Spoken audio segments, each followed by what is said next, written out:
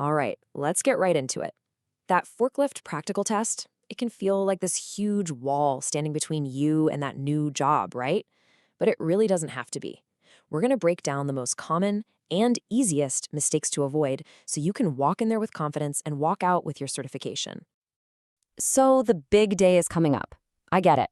It's totally normal to feel a little bit of that nervous energy. A lot is riding on this. But here's the secret. The key to passing isn't what you think it is. Most people who fail aren't failing because it's some impossible test. They fail because the pressure gets to them and they forget the absolute basics. This isn't about being a hotshot driver. It's about proving you're a safe, methodical operator. And that's exactly what we're going to walk through. Okay, let's start at the very beginning, because that's exactly where your examiner starts. Your test doesn't begin when you turn the key. Nope, it begins the moment you walk toward that machine. And believe it or not, the very first thing they're grading you on is your attitude. Seriously. Are you walking up to this piece of heavy machinery with caution, with respect, or are you just kind of casual about it? Show them you take safety seriously from second one. That sets the tone for everything else. Which brings us to your first real task, the pre-use check. And listen, don't just glance over the forklift. Ask for the official checklist. Insist on it. Then, go through that list point by point. Touch the parts. Be deliberate.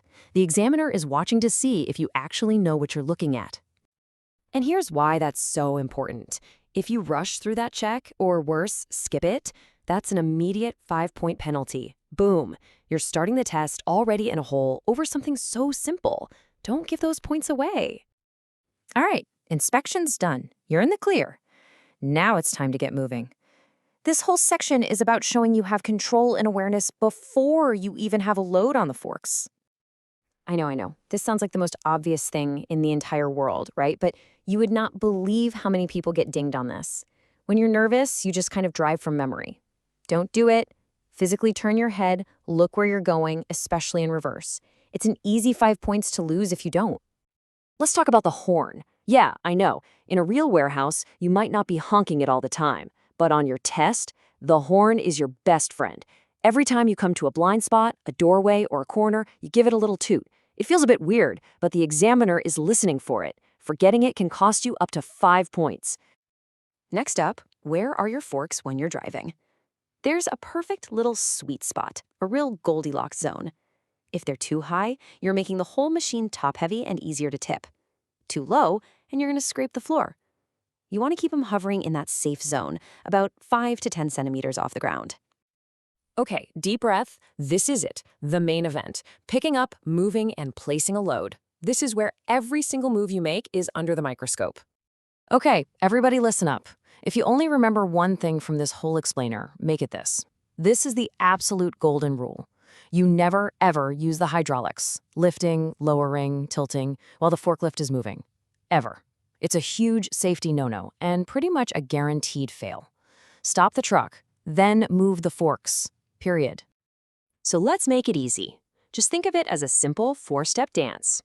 1. Approach the pallet nice and straight and stop completely. 2. Slide those forks all the way in. 3.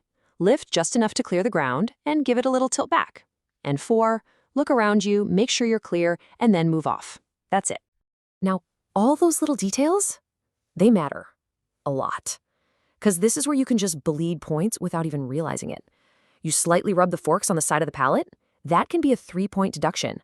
Not getting the forks all the way in or bumping the racking, these little things tell the examiner you don't have that fine control down yet. So you've got the load in the air, now what? Well, the rule is pretty much the same as before, but the stakes are way higher. You keep that load as low to the ground as you can with that slight backward tilt. That keeps your center of gravity nice and stable. It's literally what keeps you from tipping over. We're in the home stretch now. This last part is all about the small, consistent habits. These are the things that really separate someone who passes from someone who has to come back and try again. You need to burn this into your brain. It's a 3-part ritual for every single time you stop. Every time. Handbrake on, pop it in neutral, make sure your wheels are straight. It has to become muscle memory. It shows the examiner that safety is just second nature to you. And you might be thinking, really? Straight wheels? Who cares? The examiner cares.